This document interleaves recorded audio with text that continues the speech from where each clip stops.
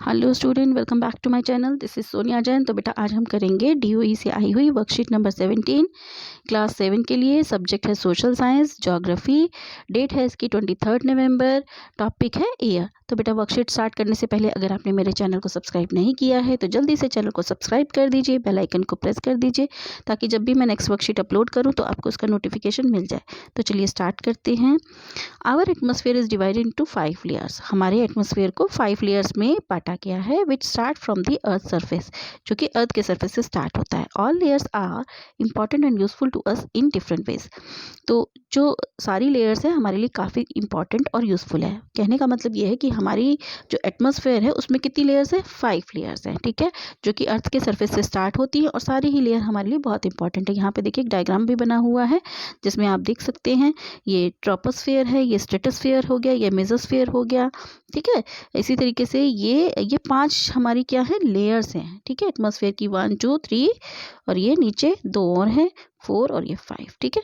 तो इस तरीके से ये 5 लेयर्स है। तो अब इनके बारे में हम 1 बाय 1 पढ़ेंगे। सबसे पहले है exosphere. The upper most layer of the atmosphere is known as exosphere. जो सबसे ऊपर की लेयर है एटमॉस्फेयर की उसे हम कहते हैं exosphere. This layer has very thin air. इसमें बहुत पतली सी ही एयर है। Light gases like helium and hydrogen float into the space from here. जो भी स्पेस से हल्की हल्की गैसेस आती हैं जैसे कि हीलियम हो गया, हाइड्रोजन हो गया, यहाँ पर तैरती रहती हैं। फिर है thermosphere. In thermosphere temperature rises very rapidly with increasing Heights. जो थर्मोस्फेयर होता है यानी कि ये वाली लेयर, तो इसमें टेम्परेचर बहुत जल्दी से तेजी से बढ़ता है। Thermosphere is a part of this layer, sorry ionosphere is a part of this layer. Ionosphere जो है, आइनोस्फेयर इसी का एक पार्ट है, ठीक है। आइनोस्फेयर जो है वो इसी का एक पार्ट है।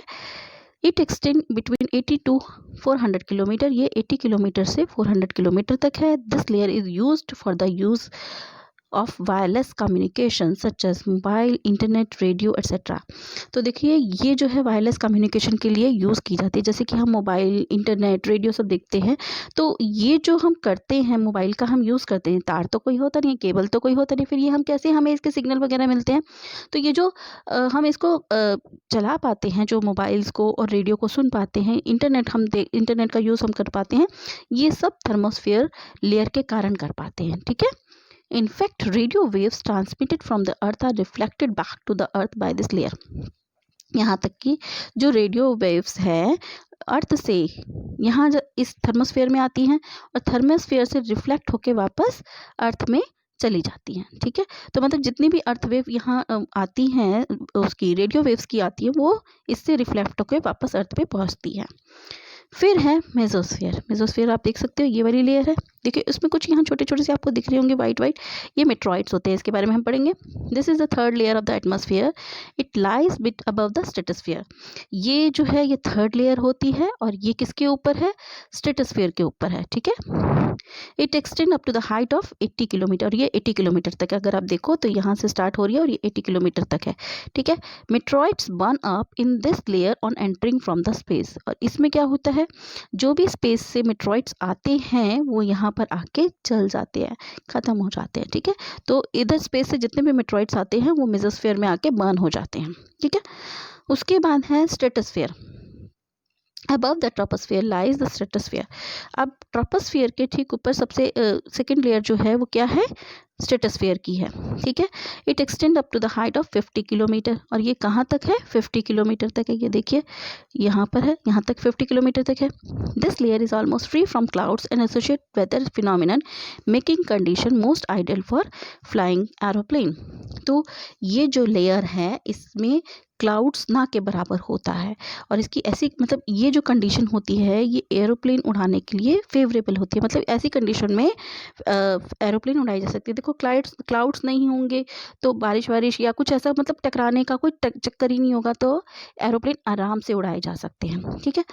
One important feature of stratosphere is that it contain a layer of ozone gas. इसके अलावा इसमें एक और इम्पॉर्टेंट फीचर है इसका, जो कि है इसमें ओजोन गैस। सबसे पहला ये हमारे स्ट्रेटोस्फेयर जो लेयर है ये किस लिए इम्पॉर्टेंट हुई, एरोप्लेन उड़ाने के लिए इसकी फेवरेबल कंडीशन हमें मिल जाती है। ठीक है, तो एक तो इसलिए, दूसरा है इसमें ओजोन गैस होती है।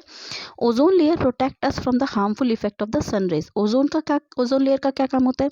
ओजोन लेयर हमें सन रेज के हार्मफुल इफेक्ट से बचाता है। मतलब अगर ओजोन लेयर ना हो तो हमारा जो सन से जो हार्मफुल रेज निकलती हैं, मतलब इतनी हार्मफुल होती है कि हमारी स्किन बर्न भी हो सकती है। ठीक है, तो उससे हमें ओजोन लेयर बचाती है। उसके बाद troposphere, this layer is most important layer of the atmosphere.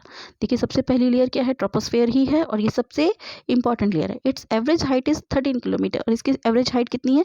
13 kilometre तक है। The air we breathe exist here, जो एयर हम ब्रीद करते हैं वो यहीं पर ही होती है। Almost all the weather phenomenal like rainfall, fog and hailstorm occur in this layer.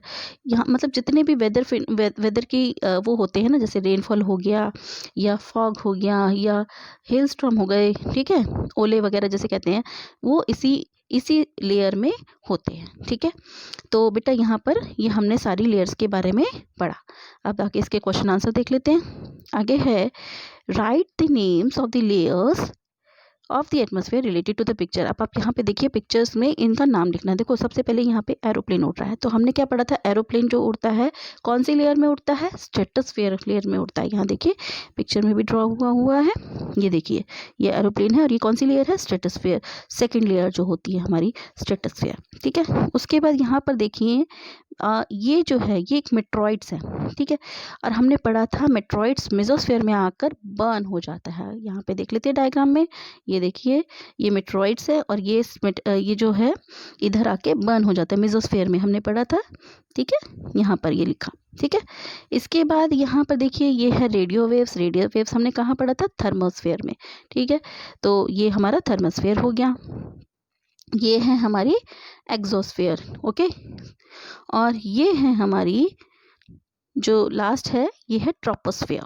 ठीक है, ट्रोपोस्फेयर कौन सी वो है हमारी लेयर है? ट्रोपोस्फेयर हमारी फर्स्ट लेयर है, सबसे पहली ट्रोपोस्फेयर है। ये देखिए जितनी भी वो होती हैं वेदर फिनोमिनन्स होते हैं, जैसे रेनफॉल हो गया, फॉग हो गया, ये सब कहाँ होती है? ट्रोपोस्फेयर में ही होती है, तो इसलिए हमने यहाँ पे ट्रोपोस्फेयर लिख दिया। ठीक है बेटा, इसके बाद नेक्स्ट क्वेश्चन है right why ozone layer is important for human life. Ozone layer important क्यों है ह्यूमन लाइफ के लिए? तो बेटा इसका आंसर यहीं पर है, इसमें यहाँ पर लिखा हुआ है। देखिए ozone layer protect us from the harmful effect of the sun rays. Ozone layer जो है हमें प्रोटेक्ट करती है हार्मफुल इफेक्ट्स से, मतलब सन रेज की जो हार्मफुल इफेक्ट्स होते हैं उससे बचाती है। जैसे कि मैंने अभी आपको बताया था कि अगर ओजोन लेयर नहीं होगी तो सन रेज इतनी हार्मफुल होती है हमारे लिए, मतलब इतनी ऐसी होती है कि जिससे हमारी स्किन तक बर्न हो सकती है, स्किन कैंसर हो सकता है। ठीक है, तो ये ओजोन लेयर ही हमें इससे प्रोटेक्ट करती है। तो बेटा यहाँ पे हमारी वर्कशीट कंप्लीट होती है। तो अगर आपको मेरे वीडियोज़ अच्छे लगते हैं तो प्लीज़ उन्हें लाइक कीजिए, शेयर कीजिए, मेरे चैनल को सब्सक्राइब कीजिए।